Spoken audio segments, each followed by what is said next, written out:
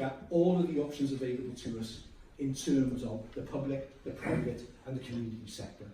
And the decision that was made recently was purely to start the process for looking at what the options might be. No decision about what we do, no decision about who might be benefiting from that process, purely to begin the process of actually engaging on that. And the democratic approach to doing that is to publicise the fact that that is going to happen. So I'm sorry. So can I finish the presentation? Is that why I heard it through the maintenance?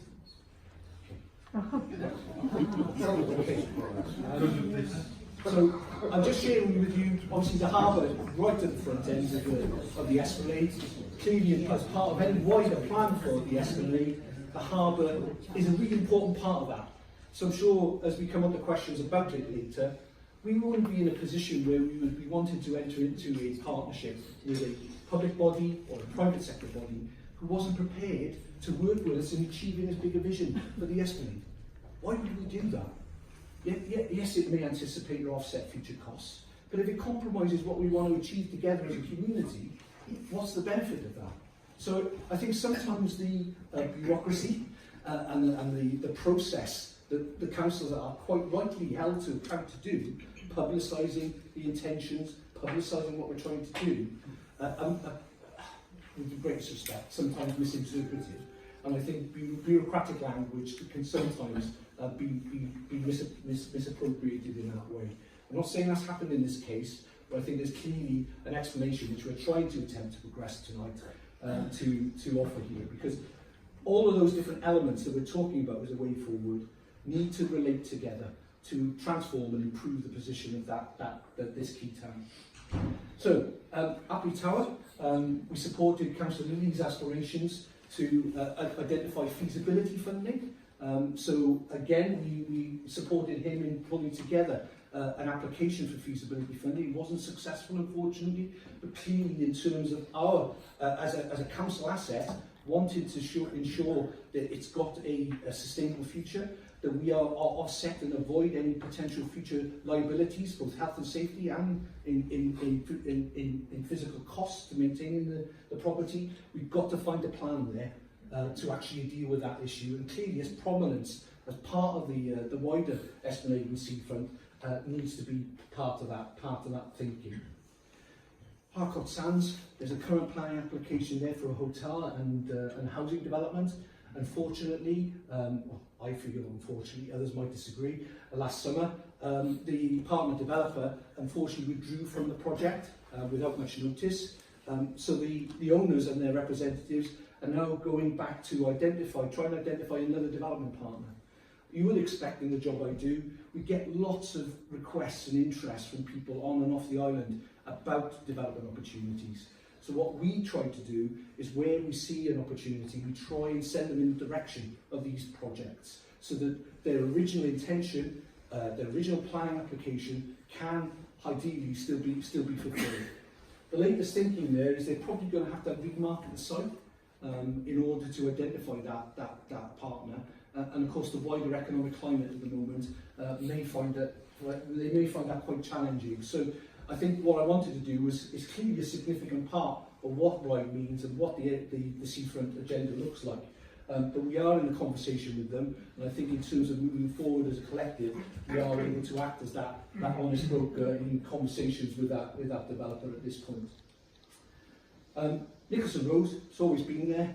It's always been a priority for Ryde to extend the existing business park, to bring it forward for new employment, and we have a lady who's a specific interest in that tonight.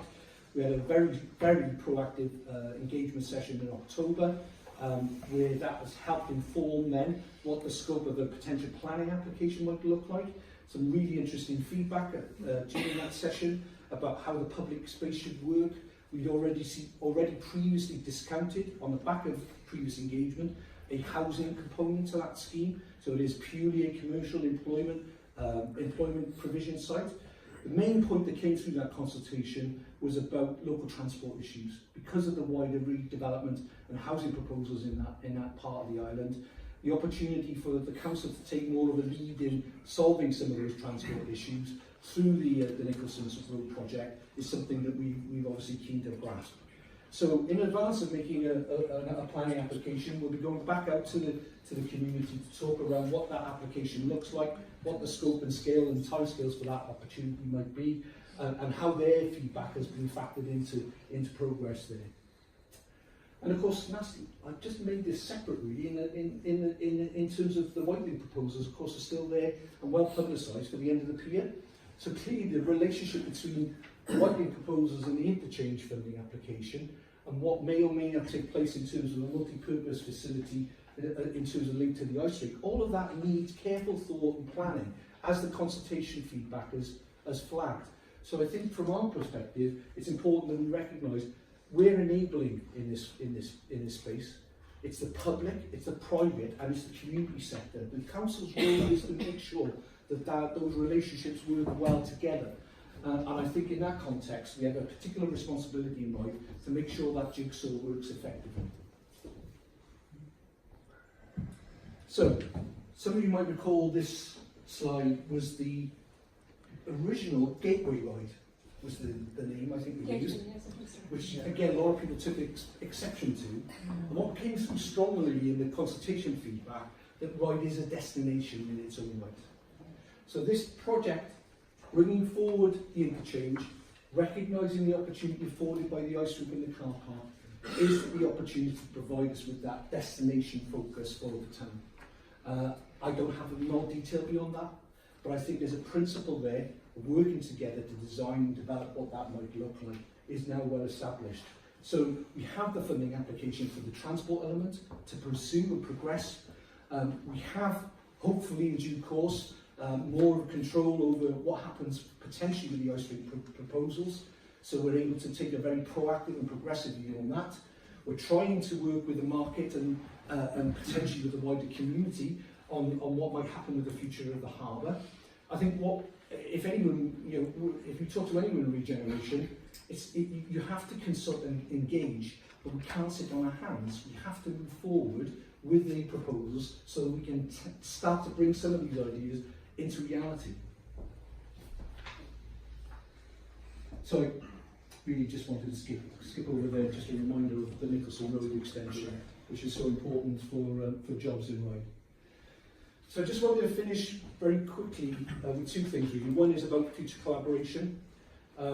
In understanding the feedback from the consultation, in talking about the Ryde Town Council position statement, we met with Ryde Business Association and the Town Council recently to talk about how we would work together in a Ryde regeneration working group going forward. And I think that was welcomed and the assumption maybe was that we would start to develop that relationship.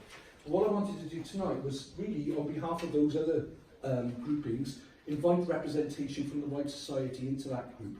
And also to get some views from people in the room, what other groups we may want to be involved in that collaboration going forward. I'm a bit of a stubborn person. I'm quite anxious that those area regeneration forums carry on because they provided with local knowledge, local enthusiasm and skills and effort. The Empty Buildings Group I think is an excellent example of that. So we will see those priorities remain until people tell us otherwise, until they say green space is not an issue. Then we will seem to invest in that. The Western Gardens proposal potentially is a really good green space project. So I'm going to conclude and obviously take some comments and questions just by sharing with you how things are going elsewhere. Really well in Newport. The relationship between the Business Association, the Town Council and the IsleOfWight Council is now a hand-in-glove relationship around transforming the future of the town. Yes, those in the room will say, yes, of course you would say that because you've got a harbour project that you've got to deliver. Yes, we have. But what is the point of bringing forward the Newport Harbour scheme unless it has real benefits in the wider town centre of Newport? It's the county town, the capital. So from that perspective, what we have through Shaping Newport is the collaborative forum and a key series of projects which we will be delivering on together and funding together to transform the county town. And hot off the press really, we're going to be sharing and discussing the output of this in Sunday in Champion at the end of January, is the Eastern Bay Regeneration Vision.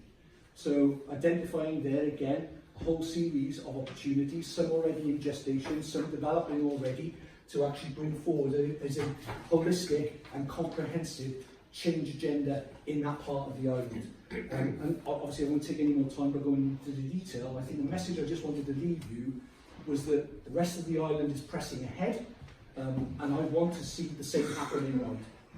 So I'm going to stop there and take any questions.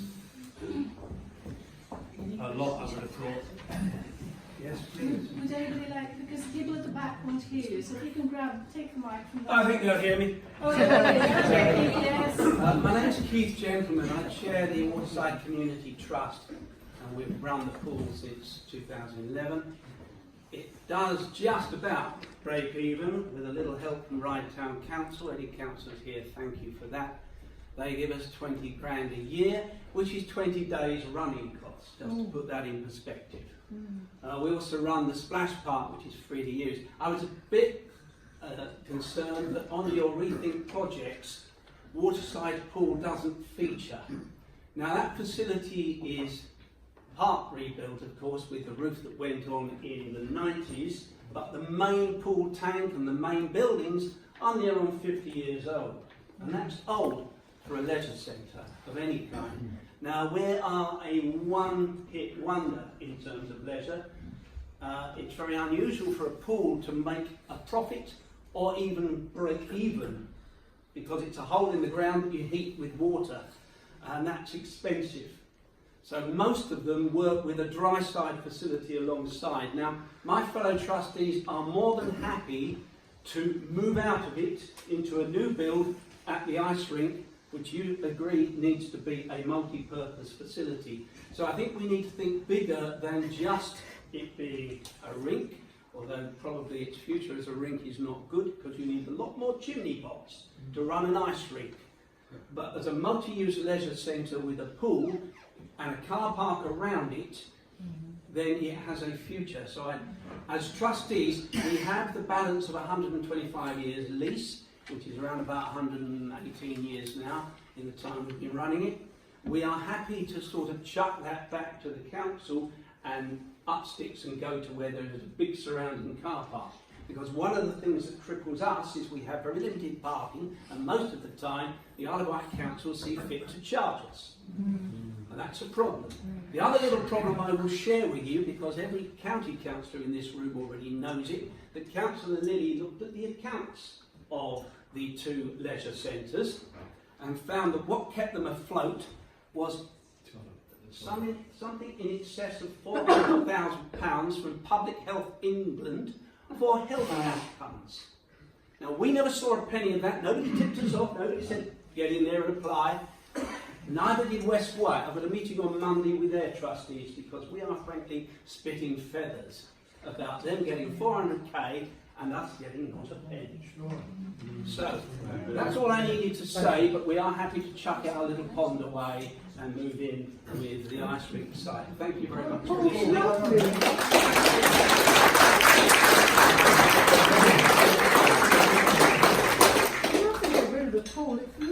Oh no, we need a new one. It's nearly 50 years old. With the roof and everything, that's great. I agree it's unique, madam, but we need to move with the times, and I'm simply saying, build a new one. 50 years is old. If it ain't broke, don't fix it.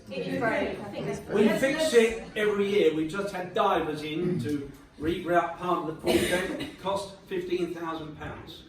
Can I have the question from the back of the hall, please? Right at the back. I'm a harbour user. I've got a boat in Ryde Harbour. It's one of the few affordable places for ordinary people to have a boat. We couldn't afford to keep it in Cowes or anywhere like that. Talking about healthy living, us old folk who've got a boat, cheap boat, it doesn't cost a lot to keep in mind. It's a great health thing. I accept there could be more young people there. I don't know why we don't have sailing courses for youngsters. I'm sure that could be organised. But also, the harbour makes a lot of profits. The figures that the council sent me was that the income from the harbour is, I can't remember, but tens of thousands. But there has been nothing invested in it for a long while. I don't think that worried us that much.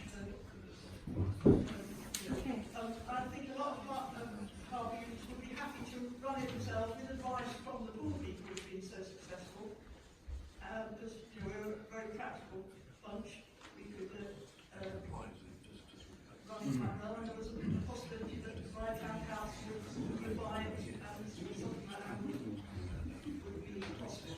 Okay, can we look at that right at the after the questions on the presentation itself? But yes, there is a point there that and we'll take the point again. Okay, thank you. And in front, is this to Mr. Ashman? Yes, right. Yeah. Mr. Ashman, you indicated, sorry, David Goodman, okay. You've indicated that you're taking legal steps in relation to the IsleOfWight police. Can you explain to the room whether your legal steps are to forfeit that lease, in other words, you would get back the land because of breaches by the lessee, or whether you are trying to enforce particular covenants in the lease and thereby try and negotiate some material advantage because they're in breach, but without taking the lease back? That's the first question. Second question is, in relation to the harbour itself, one of the walls of the harbour is, of course, backing onto the whole area of the car park. And you've got problems with potentially harbour wall issues and dredging. Now, it hasn't been dredged since pre-2006, and I don't think there's been any substantial maintenance to the harbour wall since it's been built. But however, it was the council that took this on to begin with, and they have not put by a sinking fund to permit these things to be done over the years. It's all coming out of current income, and you haven't put anything by. Now, whoever takes the harbour on in any way, they are going to need help in the long term with the issues of dredging and the harbour wall.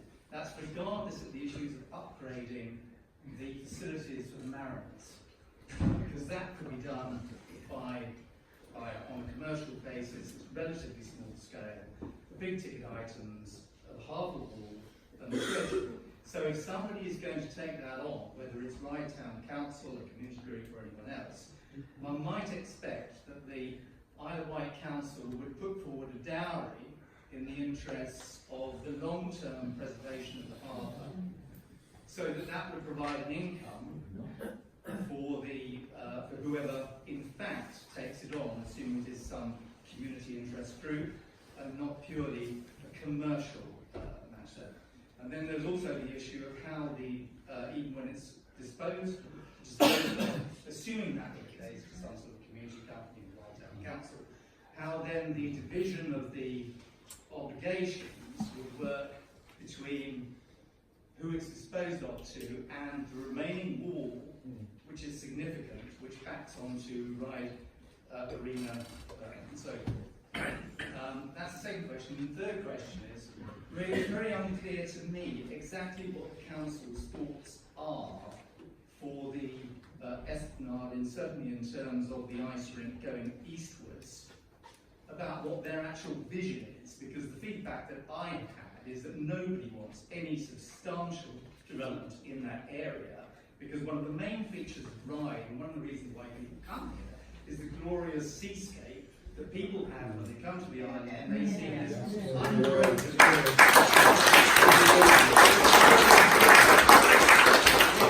which is unparalleled. So you don't have this. A lot of Sandown, and they spoiled their fronts with brand new blocks of flats to a large degree, in my view. But so much shipping uses the Solent, so many people ride by this gateway, and this is the first impression they get of the island. Now, here we have a wonderful Georgian Victorian heritage. Whatever we plan for the front has to take this into account, and whatever designs we put forward, they have to be of a modest scale, and they have to fit in with the backdrop. It has to be acceptable to the wider community, and it should not spoil the commercial interests of Ryde, because the very significant commercial interest of Ryde is getting people to come here, stay here, use the facilities. What they don't have on the mainland, where a lot of town halls, town centres were ripped out in the 60s, that didn't happen to Ryde.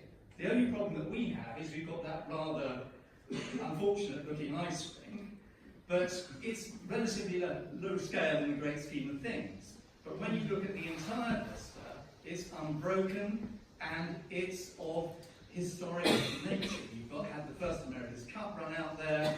There are a huge number of plus benefits arising from this entire backdrop. So I think what we'd like to hear is something from the council indicating that whatever comes along, they are going to consider the conservation area issues and make sure that whatever is put forward who live and work, visit and thrive here. And I think that this is very, very important and should not be put on the back burner and overridden by purely commercial considerations. This needs to be a primary focus, in my view.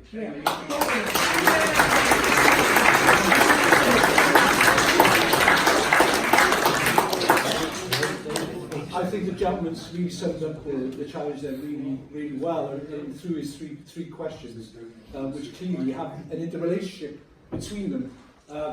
I think what that last statement reflected was very much the feedback that we got from the consultation process, both through the area workshop sessions and from the public engagement. So rather than being a very well-held and supported view of this room, that is a well-held and supported view of a wider constituency and consensus across the town. So conservation area, quality design, responsiveness to public amenity, all of these things will be key factors in any brief to actually bring forward a replacement for the ice rink or an improvement to the ice rink, the wider Esplanade agenda.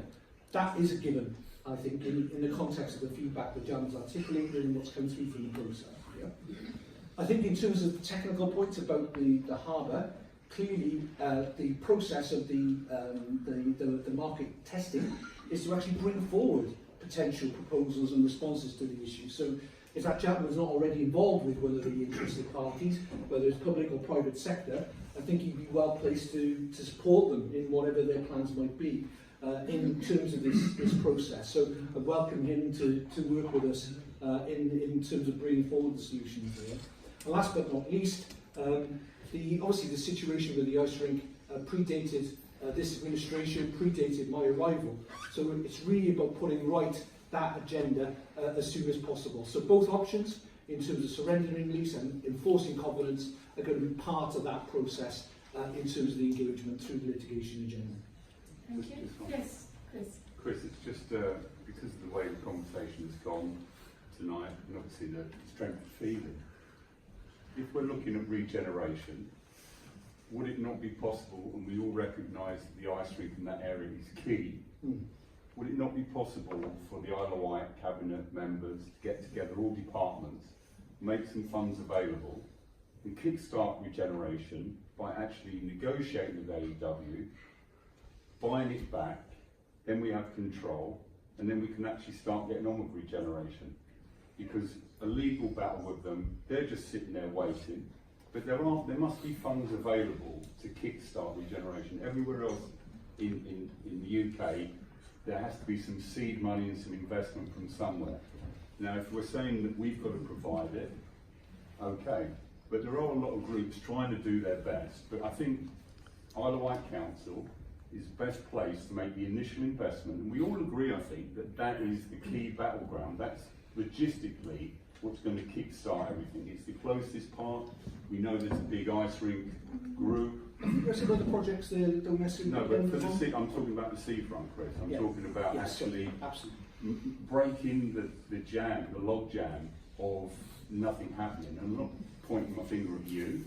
I'm saying the Isle of Wight Council. And apparently that can be bought back. I know it's a huge amount of money for a couple of million, but that would be small in terms of what it could produce if we had this award-winning, iconic building which houses swimming pools, the ice rink and many other things. So is that something that could be talked about amongst the Isle of Wight Council, the members, of these committees?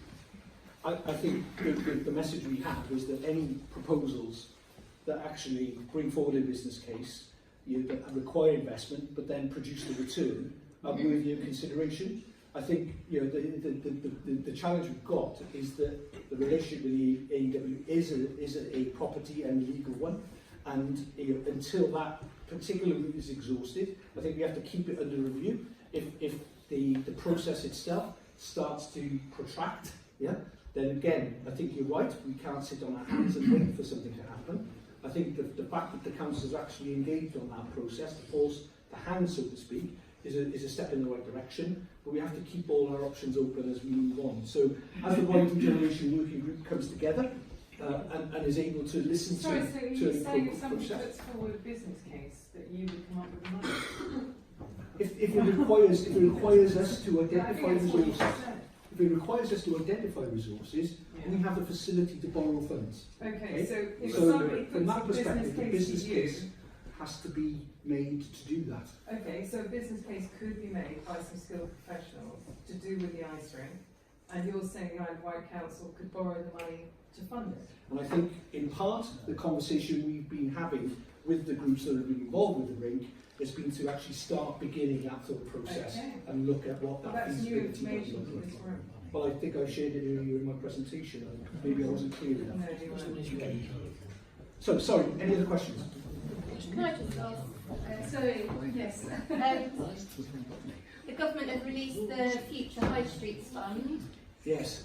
of which I would be very keen for Ryde to be brought forward for that. The closing date for expressions of interest is the 22nd of March. Is that on your agenda Certainly is. for Ryde? The challenge, as far as I understand it, is that each local authority area can only identify one project. Yeah. And as a result of that, what I think we need to do and what we're putting in hand is to identify through the criteria for that fund, what is the problem that we're looking to solve. If you read the guidance for that funding, what is your problem that you're trying to address, okay? So that all comes back to your evidence base. So I've asked my team to identify what the historic and current vacancy positions are in our main town centres, not just Newport and Ryde, but the others as well, so that we can identify, get a better sense of where the most significant challenges lie. Because I think if we do come to having to make a decision about where best, and what, because this will be a competitive fund anyway, you know, then we do have to have an evidence base and a rationale around that process, and so we've got that process in hand. And obviously we reported back to the Ryde Regeneration Group, the Newport Place Plan Steering Group, about what that process might involve in the future. We'll come to other questions. Karen? Well, two parts of that funding, which is 675 million for the country. Can you hear at the back? Is for local historic building refurbishments and improving transport links, which we've spoken about today. So there you go. Thank You you. can get that. This lady kindly have the details of what the fund is, which is a £675 million fund for the whole of the UK. I'm not sure how many towns there are across the whole of the UK. And you can bid up to 25 million. I think from that perspective, we need to be It's called the recognising, future, we'll be putting a competitive bid forward. Future The High lady Street Fund. highlighted the two of the key opportunities, two of the key opportunities are transport improvements and Historic building. sorry, Historic buildings. We've Historic got quite a building. few of those that we We need have to... indeed rotting. One next door to me. Sorry, just Please, a yes. very short thing. It sounded a bit vague, but I suspect, I'm sure I heard you mention something about Town Hall and the theatre. Something going on somewhere. well, perhaps I could ask somebody from the group who's been involved with that project, much closer to than I am, to let you know what's happening with that. Nothing. Is there someone here? That won't be appropriate, right? Oh. Because I'm talking to Ryde Town Council first about that. Okay. Okay. David? I've observed IsleOfWight Council for the best part of 4 years, so I'm always a cynic when anything comes out of there from past experience. And whoever came up with the first proposal for the seafront has absolutely no feeling or knowledge or understanding of this town. That's right. And I wouldn't say resent, but I do question that someone from Cardiff and someone who's representative for Yarmouth are making decisions about our town. What is going on? It's ridiculous. It's an insult to us. And, you know, when I hear you talking about a group discussing what should happen to Ryde Town Hall, I mean, it's almost hilarious. And you finish up by saying, well, maybe they will be able to persuade the owners to go along with what they want. The owner is the owner because the council sold it off, right?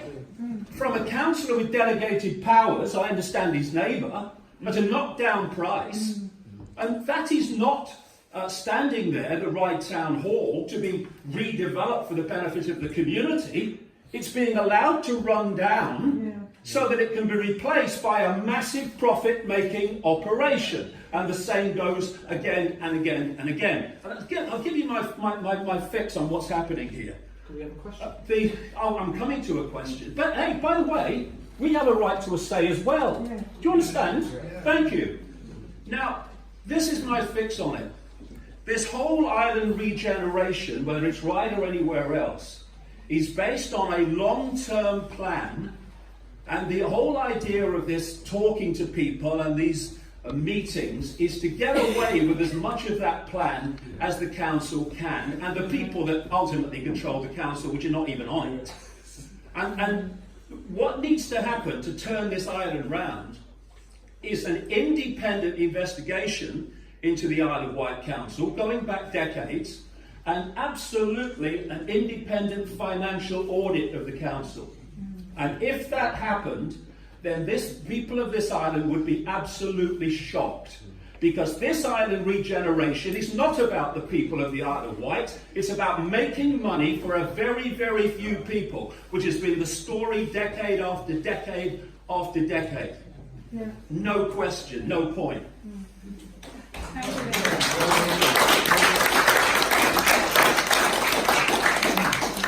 Thank you. Does anyone else have a question?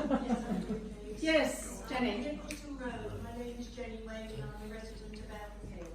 You said that you are going to go back out to the community and consult again before you actually go for planning permission. Correct, yeah. Which last year you said you were proposing to put before the Isle of Wight Council in January of this year. That's right. Can you tell me please, have the council and the regeneration group now decided that it is absolutely imperative that there is a second entrance into Nicholson Road, because the expansion that you're planning is going to more than double the size of the site? And can you please give me, so that I can report back to people that live in my neighbourhood, actually when you are proposing to come and speak to the people of Elmfield again, in order that we can understand what your now plans are compared to what the plans were that were put before us in October of last year? Can I first of all say, I think Councillor Lilly had provided an update on the position regarding the proposal in his regular newsletter to constituents from memory. But that being said, because obviously it isn't a case of listen, go away, squirrel away and then do something. It's actually listen, tell you what the proposals now are, and then submit the planning application. So that further conversation will take place by the end of January. We are aiming at February or March's committee for a planning application for Nicholson Road. So you're actually going to call a meeting which the residents of Correct. Elmfield Yes. and Oakfield and possibly Correct. other areas that will be affected by this Correct. development Absolutely. will be invited to attend? Correct.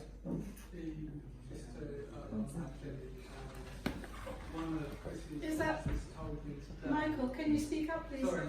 One of the officers, Richard Berry, today told me this afternoon that he is coming to our meeting, our monthly meeting at St John's Church on the 7th of February. So that actually is in February. You're saying that you're proposing to have obviously a separate meeting, Yes, that would be the intention, yes. and will it be well publicised? It will be, yes. Okay. Where, Chris? Where do we find the information? Where will the again, on our website, and also we've got a contact database, particularly for people in that part of Ryde.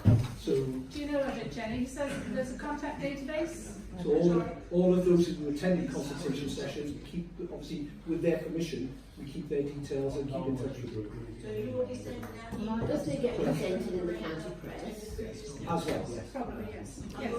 The beacon, Okay. that's always worth a try. Yes, the beacon. Social media's worth a point too. Are there any more questions? Yes, Diane. Will Oh, there sorry. be a representative from the architects coming along to the meeting that you're going to coordinate this month? We'd seek that to happen, yes. You Yes. are. Okay. Thank you. Diana? Just going back to the Esplanade, the seafront, I think one of the clearest things that came out of the consultation, which isn't one of the clearest things which came out of the consultation, which hasn't been explicitly put in the presentation, is that the area should be maintained purely for leisure and recreational purposes. This is implicit in what you're saying, but I think a lot of people would like to see a formal statement of that.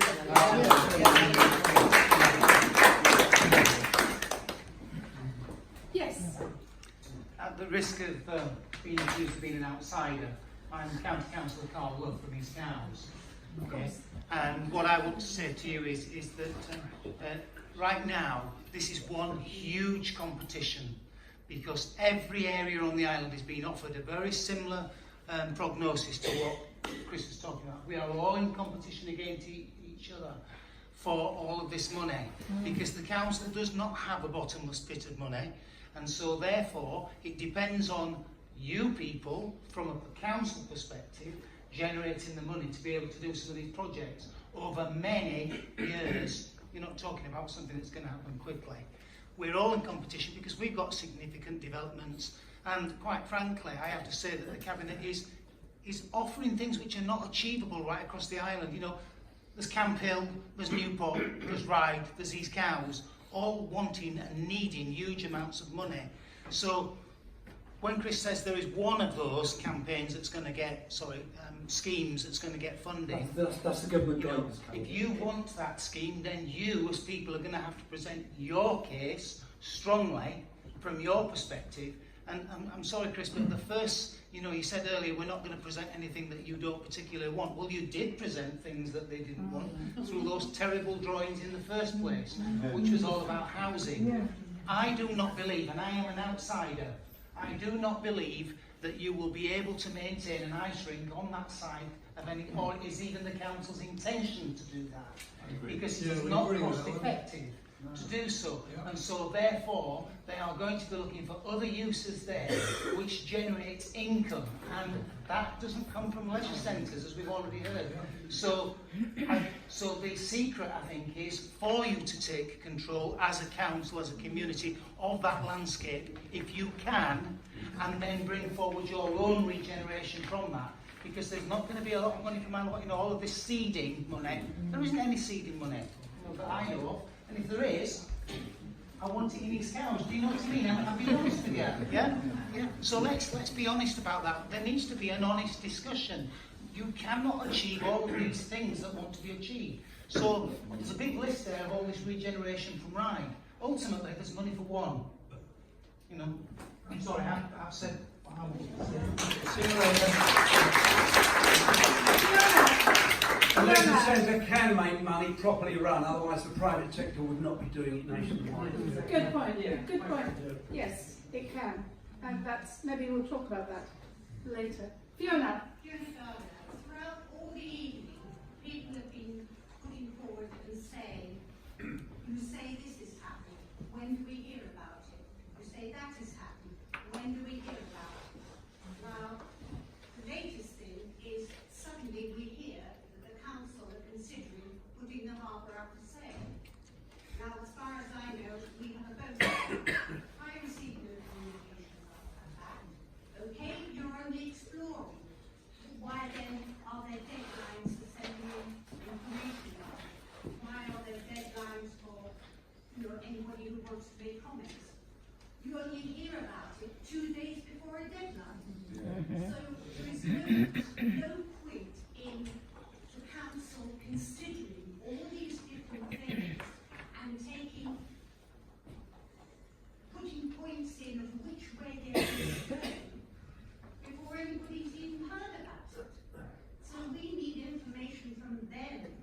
rather than, you know, us making up something. We don't know what they're trying to do. The lady makes a really, really important point about communication. Communication, as we know, is the art of the possible. So from that perspective, she's absolutely right to remind us that we must improve on how we communicate. And I think for me, the most significant part of our engagement and conversation with this group and with the forums in Ryde, with over, well, how many people are here tonight? But you know, for those 1,100 people who came to the sessions, we have to accept the responsibility to communicate with those people and let them know how their feedback is being addressed and how and when opportunities come forward, they can be involved in that process. So you know, for me, the regeneration process is about communication, and we have to resource that properly and engage with you on that basis. I accept that, but you have your job to do, which is to suggest ways to the Isle of Wight Council what could be a way to go forward with the regeneration. Yes. It's up to the Isle of Wight Council to inform people what areas are being considered. Not up to you. No, absolutely, and David's comments were really well made. It's about communities deciding their futures and working with their elected representatives to move that forward. My job is purely to enable that process to take place and to bring forward concrete, viable proposals that meet those aspirations. But unless you're quite right, unless we're actively and properly engaging with people, we cannot have the confidence and the support of the communities we serve. But we need to be informed at the very beginning of the one particular area being considered. Because as far as we could see, suddenly the whole of the harbour was about to be sold. Now that might not be true. Nobody tells us that. Can I ask a question actually along the same lines that Fiona? You're an officer of the Isle of Wight Council. You have a constitution. Did you know that? Correct, yes. Part of that constitution is to make public consultation available to the people of Ryde. Absolutely. As to what they want. Could you tell me when we were consulted on the sell-off of the harbour? Or perhaps Stuart Hutchinson can answer. He's the one that put forward. Shall we move forward? And does anyone else have any questions for, you have one more. One more question for Chris, yes? David.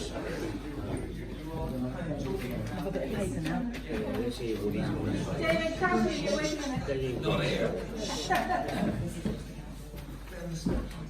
So, in relation to the two proposals for the Esplanade in general, there's been some mention, and there is in some papers, that the Council is looking into precisely what legal blockages in relation to any possible development of any sort, such as the covenants in favour of Rootstock Estate.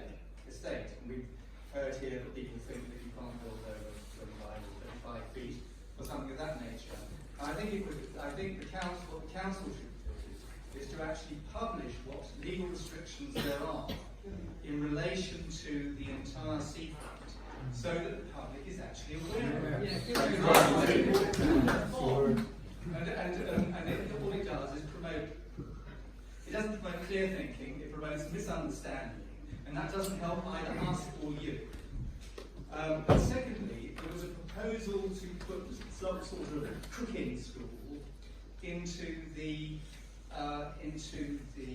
train station over the road, and they had a grant for it, but the organisation itself, and I don't know, decided not to proceed.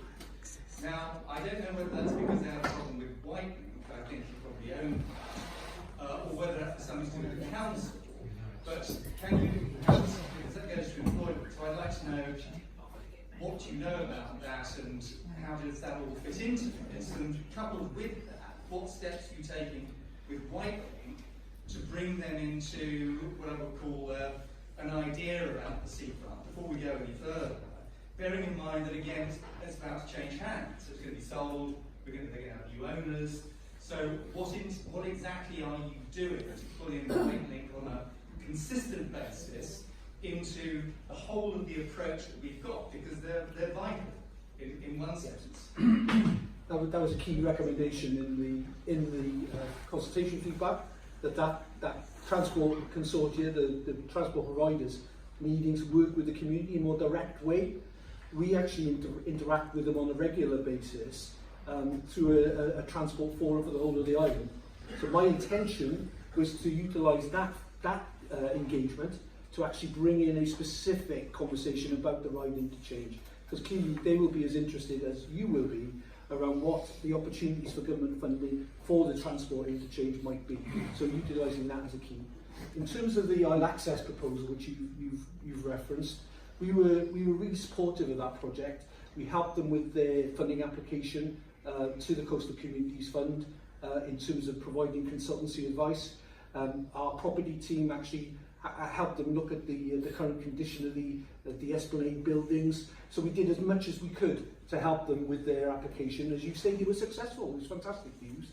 But when they actually then had the details of the condition of the building, the funding they were asking for went nowhere near the requirement to actually bring the project forward. A really exciting project in terms of enabling those who have mobility issues to come into the heart of the Esplanade and to actually utilise a facility. It's very much a meanwhile use while the interchange was bigger interchange project was going to come forward.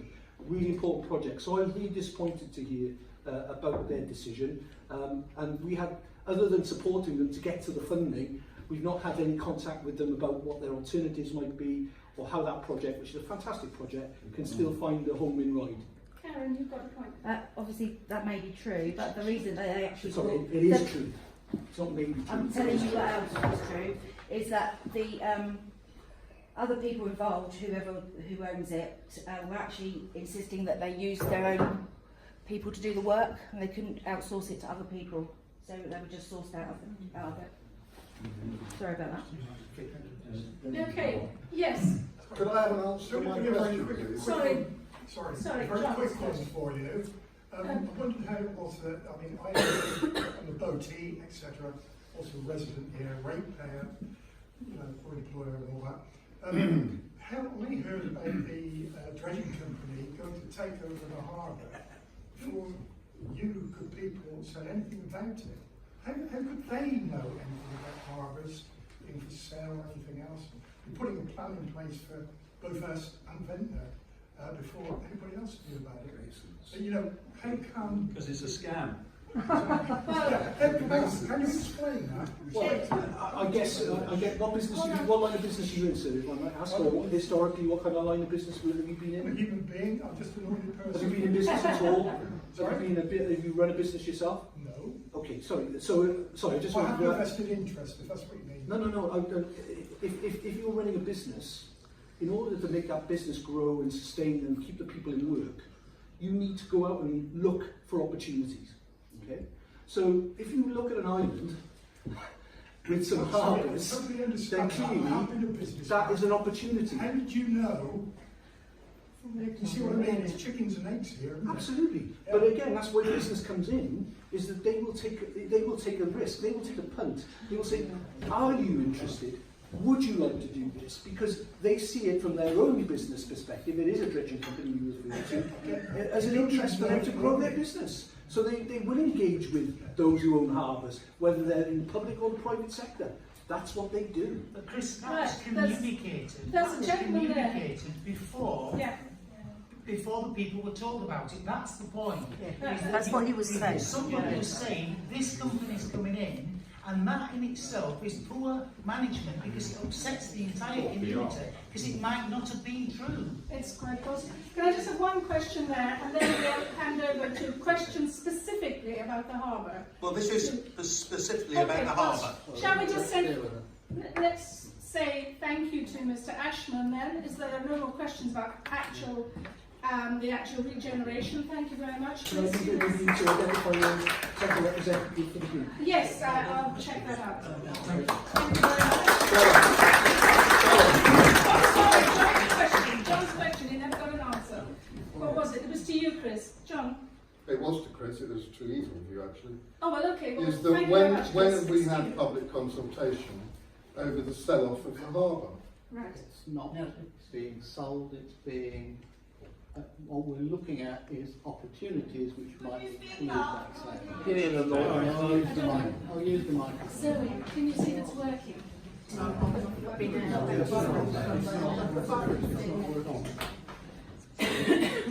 it not working? The battery's gone.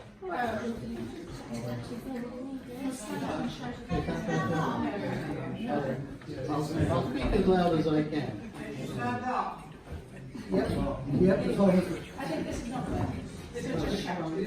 Right, apparently it's not, the technology isn't working quite as well as it should. I'm talking to the...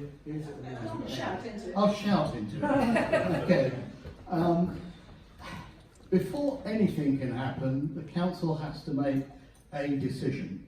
So the decision that it made in respect of Ventnor and Ryde harbours is to consider what opportunities there are, which may include a sale, it may include partnership working, it may include leasehold. You can't do anything without firing a starting gun. Now there's a huge amount of work to be done between firing that starting gun and deciding what the best way forward is. And the best way forward will be as a result of a lot of complex consultations and discussions and negotiations with interested parties. Interested parties include the town council, it includes pressure groups, because that's effectively what Ryde Society is. It includes businessmen in the town. It will include those people who are prepared to put their money forward. That will take many, many months. How about members of the community who are not part of any of those other areas? The members of the community who are not part of an organisation have to approach their local councillors and make their voices known So you through don't their intend local consulting with members of the general community of Ryde then? Well, how do you consult with every single person? You've been asked No to way. Well, you should be, because you're elected. That's what you've been doing in the last, over the summer. No, we... Hang on a minute. You have been evasive We did not over a refuse. meeting We about the offered harbour. meetings to both Ventnor and to Ryde. Ventnor Town Council said if they would have the meeting for various reasons, Ryde Town Council were not able to. However, there will be meetings Who with... said they weren't able to? Ryde Town Council That's got the information I had back. Now, I can only go on what I'm told. Whose decision was that? Because we've got a lot of Ryde Town councillors here. You're saying they were offered a meeting. Who refused the This meeting? is like a year ago, I think. It's Yeah, not recently. I was... Wasn't. Right, can we have... Right, thank you. Hold on. Can we have one question at a time, please? And let's try to order this. You've been waiting for a long time. Why is it that Ventnor and Ryde harbours have been lumped into one? Yeah. Otherwise, Ventnor harbour has no income whatsoever. It's a single decision, but what happens with each harbour will be taken separately. So why have they advertised And it because the as a way, pair? because we could have done all three, but there's something already happening with Newport. But even So Newport was so you considered. put the two together. One of the things that people are saying and have said this evening, and this is part of the problem with the council's complex accounting, is that Ryde Harbour makes a profit. It does if you discount any of the capital funded money that goes in, which has had to pay for the two last dredges, which will have to pay for the next dredge, which is overdue, and which will have to pay for the huge capital costs of the wall repairs, of the walkways and pontoons. That all has to be met. That should be met as part of the total accounting process for the harbour. And currently it isn't. There's a gentleman at the back. So, Who are you? My name's Stuart Hutchinson. I'm the Deputy Leader of the Council. I have a responsibility for finance and resources. And why was the starting gun fired? Sorry? You mentioned the starting gun being fired. Why was it fired? Starting gun is because we are having to look at every single asset and liability that the council has. So you saw it as Every an opportunity. Every single one.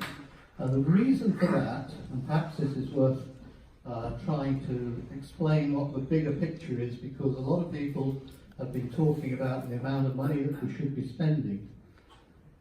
Over the last 8 years, this council has had to save £76 million. And it's managed to do that and has hung on to most of the services that we provide. For this austerity government then? I can only deal with what I'm given to deal with. Over the next 3 years, we have got to save a further £16.5 million. That is 20% more than 20% more than we have already saved. And when you've taken the easier savings, you're left with the really tough and difficult ones. And my job is to make sure the council stays functioning and financially resilient. Because if it doesn't do that, government will send in commissioners and they will just tell us where the cuts come. And that has happened with various councils in the country. Everyone's aware of Newport, which pretty well went bust. This council is... Sorry, I meant Northampton. Thank you for the correction. Northampton. They had a real problem. We've also had other councils like East Sussex saying they're stripping everything down to core services and nothing else. Now, if you've got no money at all and you haven't managed carefully, you can do nothing. My job is to try and find the cash that the regeneration team needs so that they have an opportunity to at least put forward some choices so that we can see if we can move forward to keep the economy developing and growing. If we can't grow and develop the economy, then we will go bust, because there's no other money coming in other than that and council tax. The council tax is capped at 3%, inflation is 3%. We are forced to deliver huge amounts of statutory services, and we have a massive growth in the cost of our adult social care, because we have more elderly people on the island than almost anywhere else. So it's a real difficulty trying to square the circle. So, I think we're all really, we live it, so we know that the Conservative government have made things very difficult in the budget. I was just wondering, we talked about, Carl mentioned about budgets and that everyone's going to be fighting for money. The money that the Isle of Wight Council will be invested off the island, when will we see a return from that, and will we actually benefit from it in some of these projects that we've been talking about? What I'd actually like to ask is why it wasn't invested here. The council took a decision about a year ago that it would invest up to £100 million to bring in some revenue returns. That's a relatively small amount for the size of this council. It's less than a quarter of our annual turnover. Some councils, one that I'm aware of, Spelthorne, with a turnover of 80 million, have borrowed 360 million. Now, we have a lot of strings attached because we can borrow that money from government. They let us borrow it at 2%, which is incredibly low. But they say that we can only use it for solid capital assets that will deliver a return. And of course we need a return which is sufficient to actually provide for the repayment of the capital, to cover the administrative and operational costs of what we buy, and to deliver a return to this council. If we had similar opportunities here on the island, I would invest in them. Over the whole country, we've looked at only about 12 opportunities. They don't come up very often and they have to be solid, low risk. Out of the 12, we bid on 4 and won 2. That money then comes from government, we invest it, and the revenue income comes back directly to this council. Currently it's earning us about £1 million a year. There was an opportunity to invest a very substantial amount on a commercial operation on the island. It didn't fit any of our commercial parameters, and so we didn't invest, and we were subsequently proved correct because 2 or 3 of the tenants then vacated and we would have been left with an asset with no income. But if the same opportunity arose on the island, I would gladly use it. Are these the 2 investments that you overpaid by 24%? That's right. We did not overpay. What tends to happen if you've ever been involved in commercial purchases is that they put a low valuation on it to attract very substantial levels of income, and the final amount that you get is what you are prepared to pay when you look at the return you get. As I've said, we've looked at about a dozen, we've bid on 4, 2 we considered were good value for money, and 2 we considered were, so we bought it. Stella, could I ask you to get back to the harbour? No, just I want to give... Can Jonathan's question Yeah, be he hasn't answered? answered that question yet. Can I just put this one to you from John Gardner? This one from John Gardner at the back. Okay, so the question is, if you sell Ryde Harbour, you'll be making a loss on an annual income, not making a saving.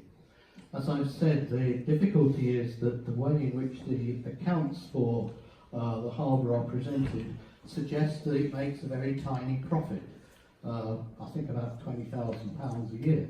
That's the council's estimate, right? But the difficulty is that every time we have to invest in a substantial capital amount of money, that's granted to the harbour and it's not repaid.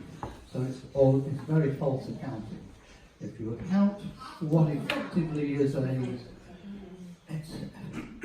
it's a leisure marina, if it was run by any other company, they would make sure that whenever a capital project was required, the income from the harbour would cover that cost. And this council is not in a position to subsidise leisure amenities. The money from this Ryde Harbour was linked in the council with Ventnor Harbour. So any of the profit is lost because it was covering the loss of Ventnor Harbour. Why wasn't the profits of Ryde Harbour kept for future needs? You're right. You're right. And when you have to look at, after 3 harbours, you have one set of management and you tend to have one set of accounts within that group. And we find, for example, if you look at Newport, you'll see that it is apparently making an even bigger profit than Ryde is. But we have just had to spend £300,000 of emergency capital money to repair the crumbling harbour wall. And the likelihood is that that will happen with Ryde Harbour, probably sooner rather than later. But if something happened and Ventnor harbour wall was maybe destroyed by a storm, then that would have the highest priority. We have only got a very, very small amount of capital.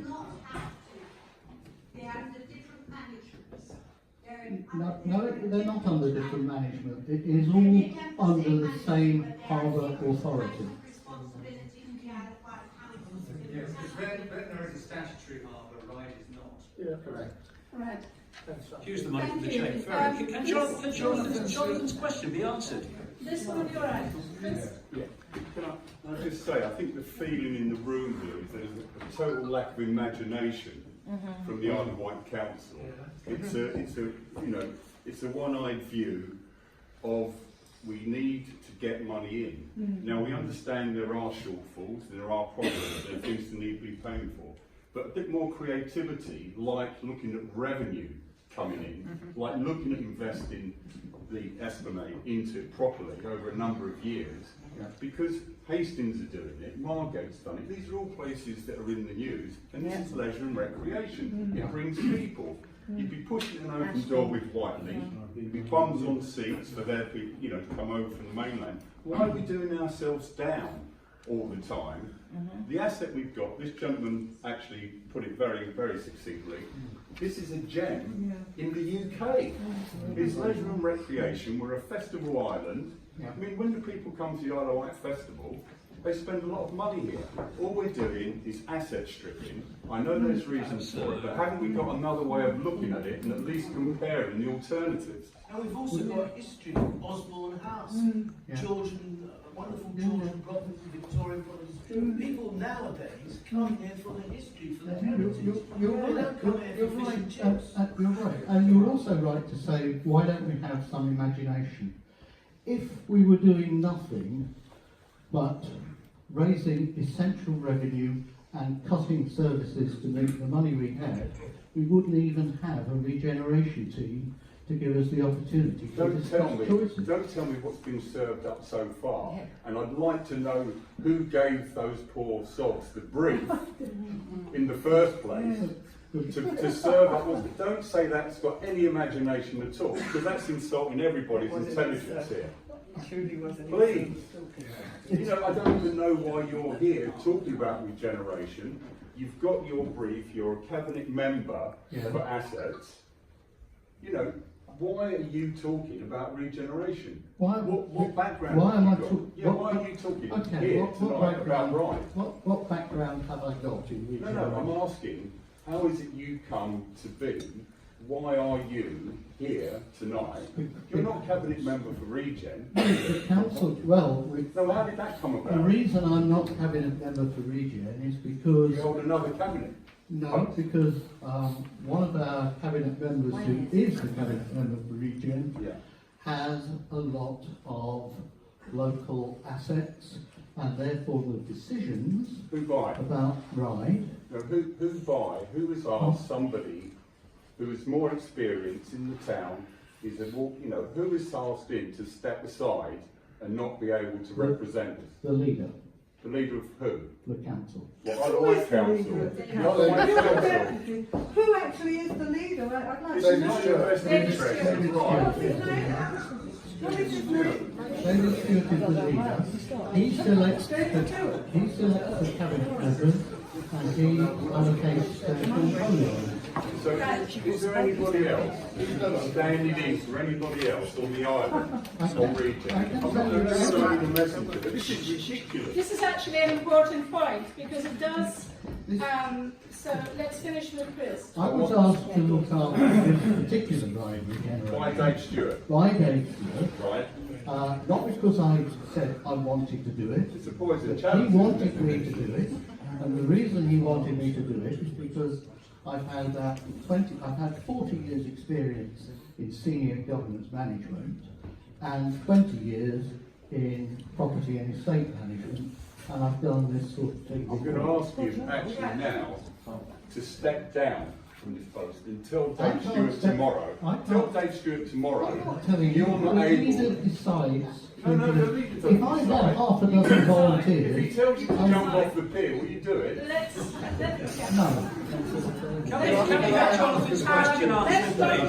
stop. John had a question. Yes, right.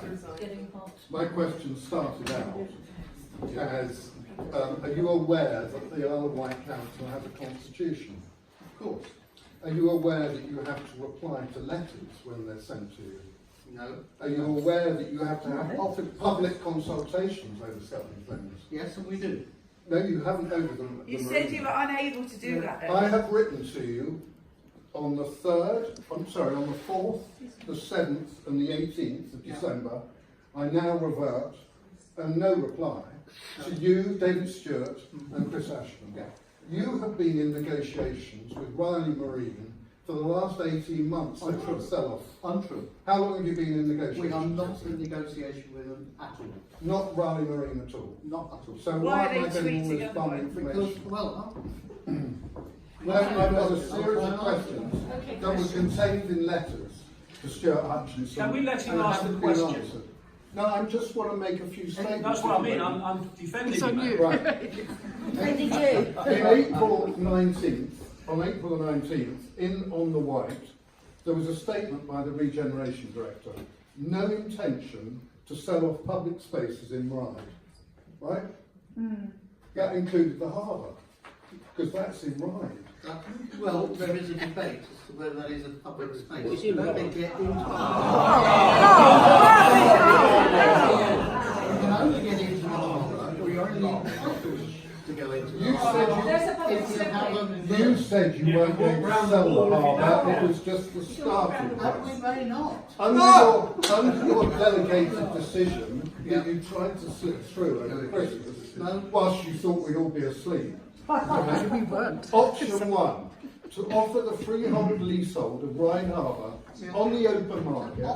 Isn't that for sale? Sorry. No, it's to offer a sale with a restrictive covenant. An offer is a decision to sell. That is to be only used as a harbour marina. If you offer your house, but then you want it to be a harbour marina, but you say to the guy that's going to buy it, such covenants that only be removed if an alternative use of the area could generate a significant and sustainable economic benefit to Ryde or the island. Any consideration should include a reversion to allow for any future development of the seafront.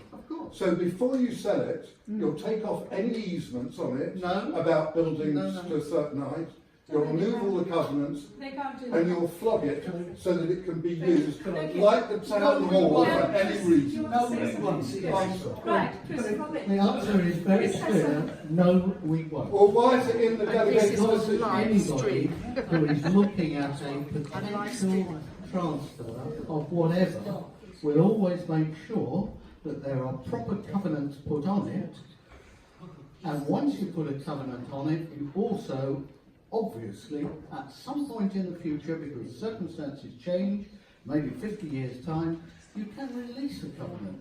Every single property owner does that. That is not anything. Yeah, but the owner will be able to release the covenant. Let's leave that so there. whoever buys it will be able to do what they want with it, basically. No. They can close it down, make it derelict like town hall. I don't think so, not anymore. It's the same old onesie-twosie of the IsleOfWight Council, isn't it? No, I think, sell it off to I the think highest we're getting near 9 o'clock, and I think I will be the first person to die in a ditch to allow public questioning around decision making.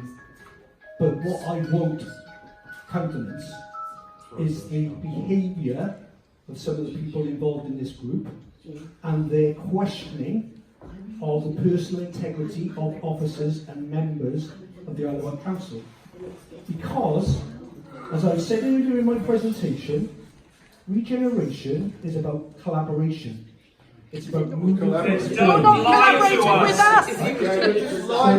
I would just like to suggest we won't take lectures from the IsleOfWight Council on integrity. Okay, let's leave it there. I think one of the issues that we have, and I'll come to you, Michael, in a minute, is that we have a conflict here, and I'm sure that everyone in the council as well feels this conflict between what is in fact government policy for austerity and the county council's constitution, which states, amongst other things, that Article 1 of the Constitution, which I've now put onto our website, is actually that the council is committed to improving island life. The two things are not currently possible in many ways because of the financial constraints being put on its party politics, which actually have no place in any of this. This is about the future for our children, for our grandchildren of this place, and party politics don't work. And that's the real conflict here, amongst others, which Mr. Hutchinson is aware of that I actually hold. Is it a question? No, it's not a problem. I was merely going to say that we talk about questioning integrity, but it would appear that the leader of the county council has questioned the integrity of the representative of Ryde Esplanade and taking him off regeneration. Yeah. Which I find rather sad. My turn. Put the slide on of the area for regeneration.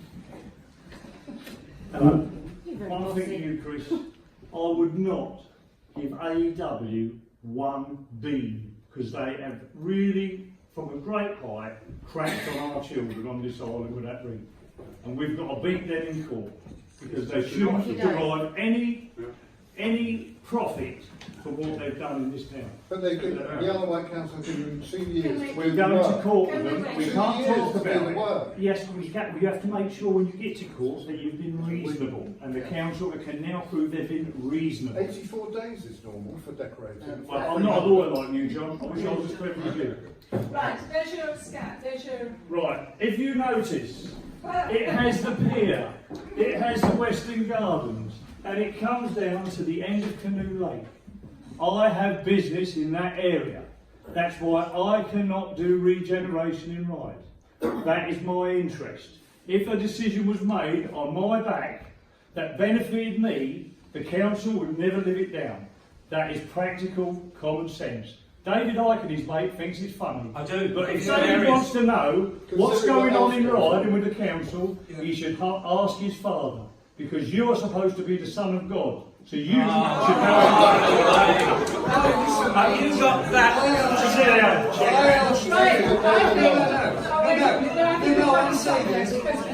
That's really rude. What were his qualifications? He stormed out of the Right, let's leave it at that, and let's, you've made your I'd point. still like an answer to that. because- Michael, Yes. Michael. Yes. Sorry, can I? Sorry. The best he can do. What is it? Bloody hell. Leave it. No, Is sir. that the cabinet are accountable to scrutiny. Today, I put forward, seconded by Councillor Stevens and also Councillor Love, today by 5 o'clock, a calling on the decision on the harbour. And our argument were that it's inadequate consultation with stakeholders, partners and the public, an absence of evidence for decision, and decision was contrary to policy framework. I put the argument that is with the monitoring officer. She will decide, she will decide whether that goes to scrutiny. If it does in 10 days or by 10 days, right, scrutiny, and I'm vice chair of scrutiny. I mean, I'm supported by the chair of scrutiny as well. So 4 of us have supported that. Within that, Councillor Hutchinson's will be called in front of that scrutiny committee. We will ask other people like Ryde Society, Ryde Town, yes, users that, to actually provide evidence about that. That is proper governance and scrutiny. And if Councillor Hutchinson is found not to have provided certain information in that, he is big enough and experienced enough to put his hands up and actually get a recommendation. And the recommendation that we're making very clearly in this calling is the delegate decision is rescinded and the matter of the future of Ryde Harbour is referred to Cabinet for any actions or decisions. 2, there is a clarification statement that any decision in regard to harbour has to be within the context of regeneration of Ryde Esplanade. 2, no action is taken until Ryde Society, Ryde Town Council and other stakeholders have applied for Ryde Harbour to be listed as a community asset under the Localism Act 2011. And 4, no action is taken until talks with Ryde Town Council have taken place in light of their motion to undertake a feasibility study in taking over the ownership of the harbour through the sale of the harbour for £1 by IsleOfWight Council. Thank you.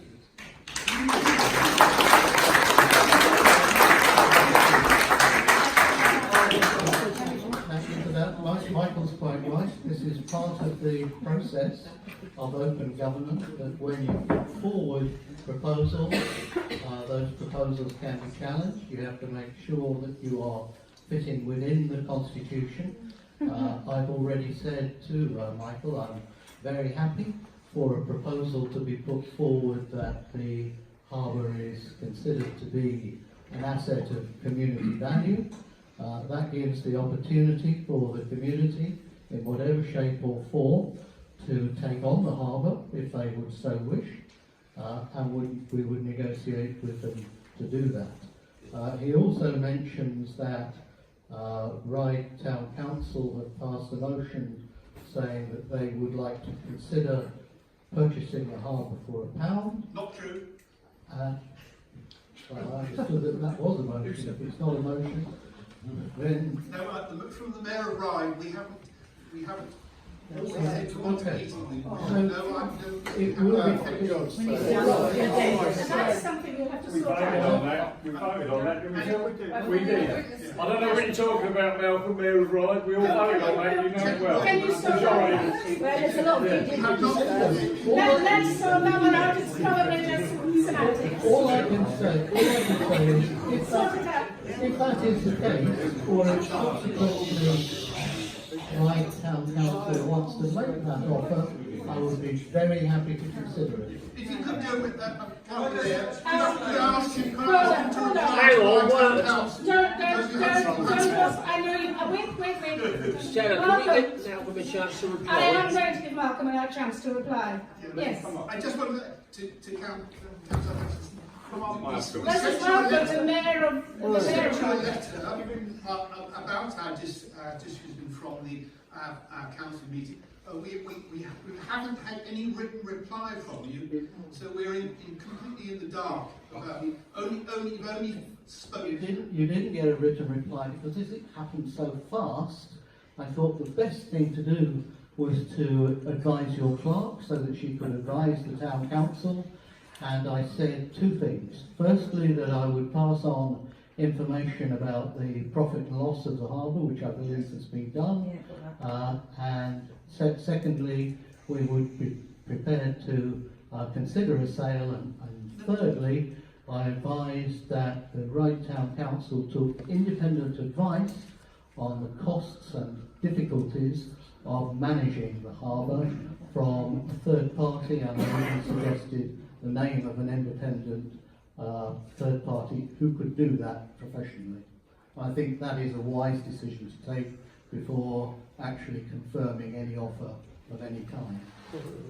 Right, thank you. I think I'm going to have to stop there, David, unless it's very quick. One suggestion to the town council.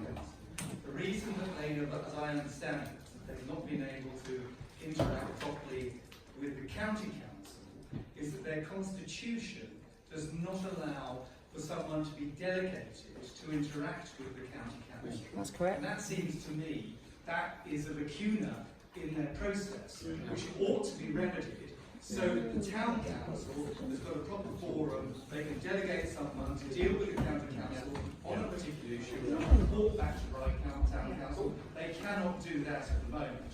And the second point, actually, in favour of Councillor Hutchinson, is that he did mention in his email on the 20th of December to Councillor Lilly that he was going to refer the matter back to Cabinet and for it to be subject to scrutiny. Yeah. Right, very quickly, because I want to finish the meeting. Yeah, I appreciate that, but it's part Yes, of Phil Jordan. Thank you. From your Ryde Town Council, and it's very pertinent to that, in that we are proposing for the next Ryde Town Council meeting, which is now the 28th of January, not the 4th of February. It's been brought forward. We are going to propose that we. I'm used to tautology, whether it's a committee or a working group or a task and finish group. Forget the tautology of the name, but a group of our council to negotiate with Stuart. And so, if I turn that into a question, but I've heard it answered before I asked it, is will you engage with us, Stuart, to negotiate about the future of Ryde Harbour? So, of course, yeah. And we heard it here first. Bill, does that need to be voted on at the next Ryde Town Council meeting? That will be put as a motion at Ryde Town Council and voted on at full council, which are now 15 members. So we need one councillor is saying that I'm with that councillor. Any other councillors with him on Ryde Town? Yes, come on. Thank you. Now There's someone at the door. Either you're coming into the meeting or you're going out. One of the two. Thank you. Right, on that, on that, we will finish the meeting. I want to thank you all again, and I want particularly to thank Councillor Hutchinson and Mr Ashman for coming to talk to us, and in fact to give us some, I think, clarification perhaps is not the right word, but some more thinking, thought, stuff. I would like also to remind everyone that the Esplanade has actually given us this room for free, so please let us have a drink outside or a cup of tea or something. Also, yes, the next meeting will be on the 18th of March. That's just penciled in. It seems like a long time, but things seem to happen and then they don't happen. So the 18th of March, at the moment, if anyone has any ideas of a speaker for that meeting, I would be very grateful. If you have any particular interests that you would like, please just email me and I'll get that sorted out. Where is the hat? Here. Ah, right, okay, sorted that out. Thank you. And again, thank you very, very much. Head for the bar, please, okay?